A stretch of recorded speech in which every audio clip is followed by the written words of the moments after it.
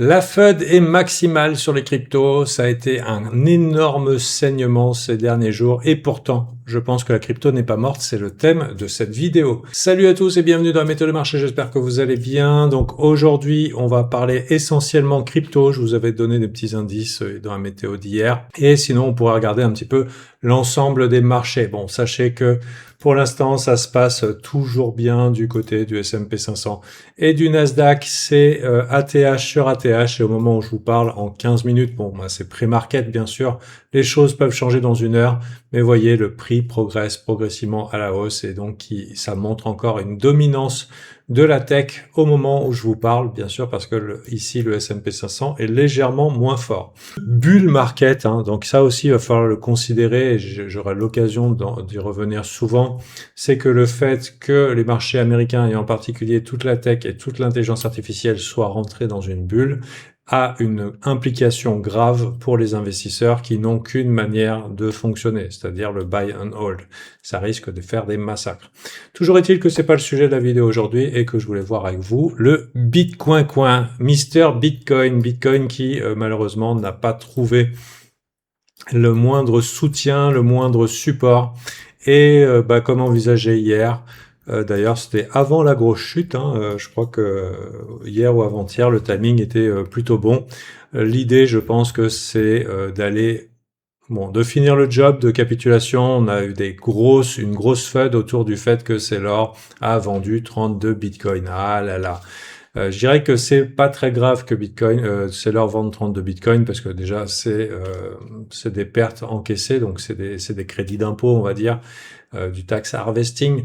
Et en plus de ça, il peut en racheter. Ce qu'il y a, c'est que la somme est dérisoire, mais l'impact psychologique est énorme. Et maintenant, Saylor, il se retrouve un petit peu dans la merde parce que il y a un impact et sur son hold, mais aussi sur son matériel financier. C'est-à-dire MicroStrategy, pareil, il a tout rendu son rebond. Bon, pour l'instant, ça reste encore OK.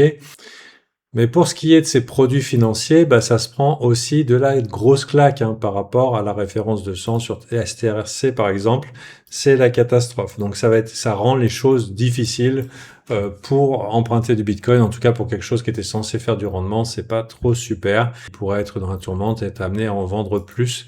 Donc on pourrait se demander si le but ici c'est pas de niquer Saylor, ça peut être une possibilité. Je dirais qu'on avait des raisons de s'inquiéter quand Saylor par ici annonçait partout sur Twitter ou en tout cas dans les interviews que de toute façon Bitcoin c'était bullish parce que lui il n'arrivait pas à manipuler le prix avec des achats de 2 milliards. Je dirais que c'était plutôt un signe d'alarme que voilà, si avec 2 milliards t'arrives pas à bouger le prix, c'est qu'en face de toi t'as quelqu'un qui est plus fort que toi. C'est pas un constat que je fais aujourd'hui, je l'avais déjà dit en temps réel au moment où c'est arrivé. Maintenant l'idée c'est que est-ce que le support va supporter? Alors, dans la théorie, le support supporte. Ça, c'est la théorie sur les marchés en général. Donc, il est possible qu'il y ait rebond. Vous inquiétez pas, le titre de miniature, c'est la crypto n'est pas morte. Là, même si je fais le constat des cadavres, il y aura des bonnes nouvelles. Restez jusqu'au bout.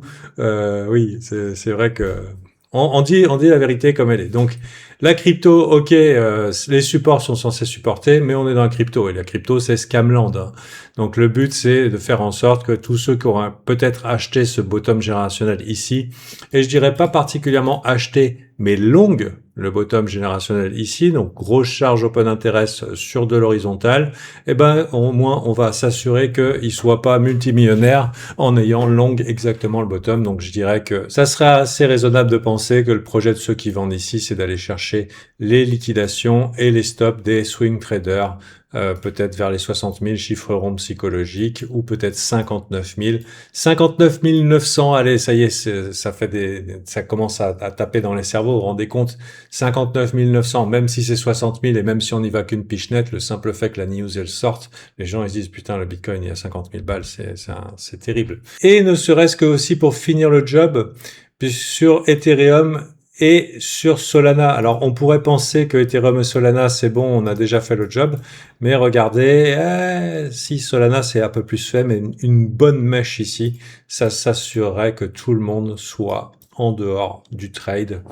Une bonne grosse mèche. Alors, faut savoir que personnellement, j'ai en tête un grand range sur Ethereum depuis très longtemps. Donc pour moi, c'est un asset qui est en range et que les meilleures zones pour acheter, je ne sais pas si on l'aura, c'est d'acheter dans ce rectangle ici. Voilà.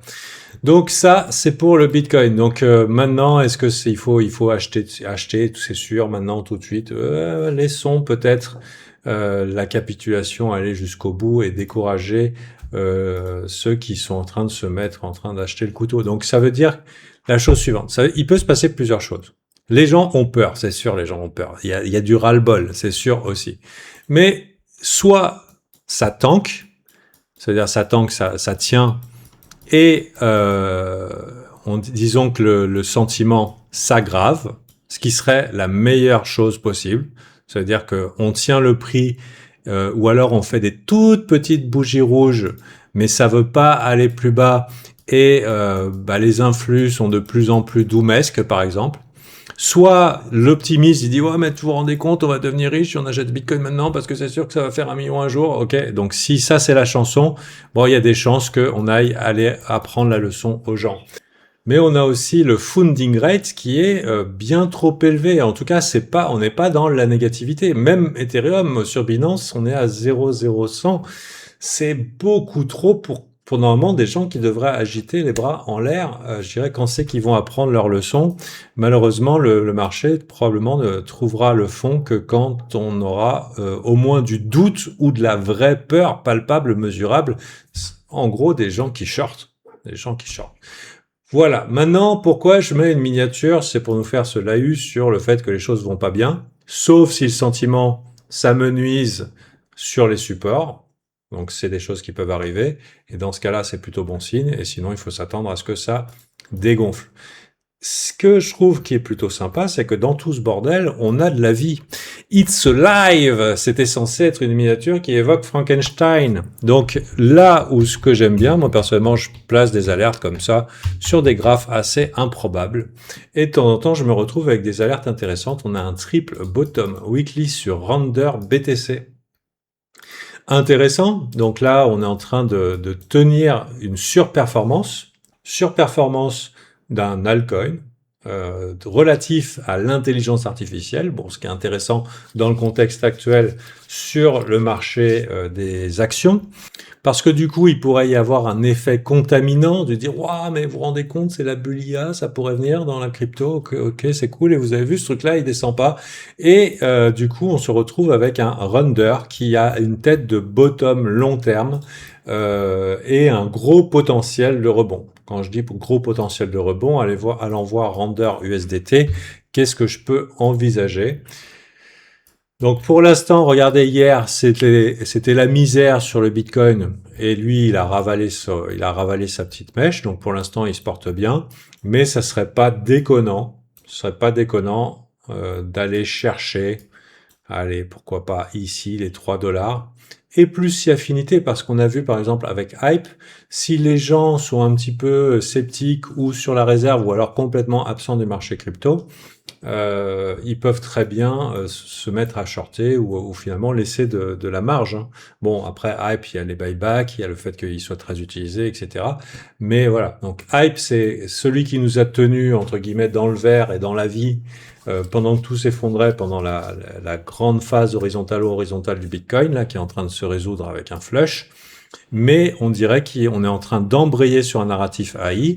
Avec ça, il y a notre petit WLD USDT qui nous fait aussi quelque chose. Donc là, on est en train d'enchaîner des délits qui sont quand même plutôt jolis. Et il serait assez raisonnable de penser que viser les 1, donc ici un 100%, soit dans les tuyaux. Est-ce qu'on peut être très très optimiste dans les cryptos? Peut-être un jour, il y aura des raisons d'être optimiste. Hein. Après tout, on a eu des mouvements optimistes. On était ici à 1, on est monté à 10. C'est des choses qui peuvent arriver. Est-ce que c'est le contexte de marché actuel? Est-ce qu'on peut dire que la foule va arriver en masse dans les cryptos, machin et tout? Je dirais que ceux qui organisent ces pumps, ils ont probablement des targets réalistes, pas trop ambitieuses. Mais sur un malentendu, et si la mayonnaise prend, on peut avoir des rallyes très très significatifs. Le troisième qu'on peut envisager, c'est NIR USDT, qui lui aussi a une forte résilience et même qui cartonne ici. Moi, j'aime beaucoup ce que je vois. Et je vois bien NIR nous faire un sacré push, peut-être même aller chercher les 10 $ psychologiques. Donc, l'idée, c'est que nous sommes dans les cryptos. Je peux vous dire qu'avec quasiment 10 ans dans les cryptos, j'ai appris une chose, hein, c'est que ça n'a jamais été plus scamland que jamais. Donc l'idée, c'est que si on a un rallye et que les gens luttent parce que finalement ils sont pas habitués au rallye, il serait très possible que des gens qui ajoutent à leur short aillent placer leur stop ou liquidation au-dessus ici, parce que c'est sûr, on n'ira jamais. Hein. Et en plus, il y a un bon gros chiffre rond psychologique pour aider la foule. Bon, c'est le bien que je souhaite à NIR et qui pourrait installer un narratif AI dans le secteur crypto. Mais je pense que c'est le projet de ceux qui sont en train d'organiser ces pumps avec une forte volonté. Donc oui, il y a de la vie dans la crypto et c'est pas trop la peine de trembler.